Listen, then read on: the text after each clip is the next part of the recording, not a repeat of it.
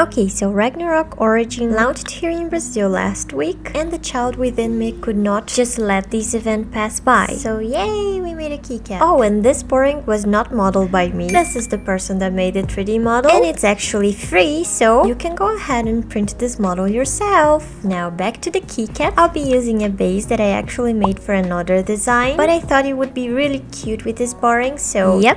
Moving on, I'm also gonna be making a very basic keycap with the Ragnarok logo in it. So yeah, let's start painting. I'll be using my magnifying glass thing again. And I also find it easier to paint flat surfaces with acrylic markers. Oh yeah, by the way, these acrylic markers are from Artex. I think that's the name of the brand. Not sponsored, but I really like this. Now for the base, I'll be using acrylic paints, and I'll be using blue and white to create kind of a smoke effect. I also forgot to mention that I've already primed and threw in a base coat for this keycap, so yeah, that's why this keycap was already white.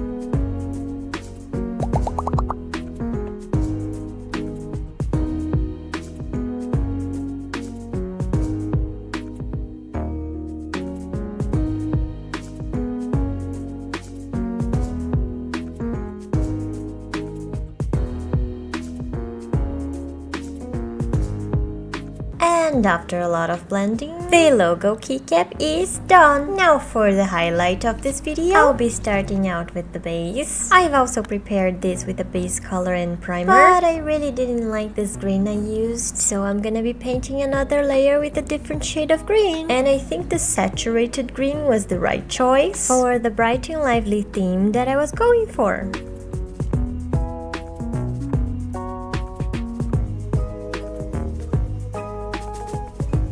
Now that I finished applying the base coat, I'll be painting the flowers. I must say that choosing the color was quite the task, because my mind couldn't just pick one color. In the end, I had to rock, paper, scissors it out, and by that I mean not changing the previous design. So yep, yellow for the flowers.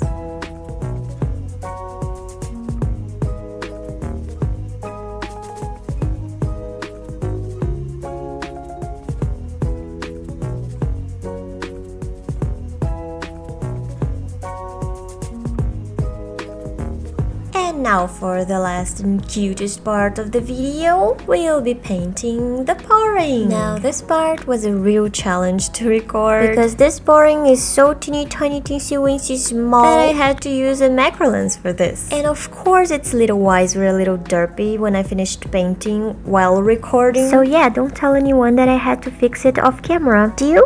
Great. Moving on. Oh yeah, another thing that I wanted to say is that the process you're seeing here is already one of the final steps of the keycap making. Before all this, we still have modeling, 3D printing, mold making, resining. So yeah, I'm probably gonna make another video about this. And since there are several ways to make keycaps, I might make a tutorial series. Now look at this little guy. It's so cute that I have to pet it. Now into the keycap it goes. And after placing the pouring on its flower bed, we are pretty much done. So yeah, this is how everything looks together. Pretty cute, right? I have to say that I really liked it the way it is right now. Maybe I could make a diorama, but for now, let's make a keycap. And ta-da! Pouring keycap completed. Here's a little bit of a close-up for you, where you can see all the flaws of the keycaps and also dust, which I tried to keep away by cleaning everything, but somehow keep appearing on the video. So it is what it is. And also the bubbles are because I don't have a pressure chamber, but still I loved making this keycaps, and I hope you liked watching me make them. But yeah, that's it. See you soon.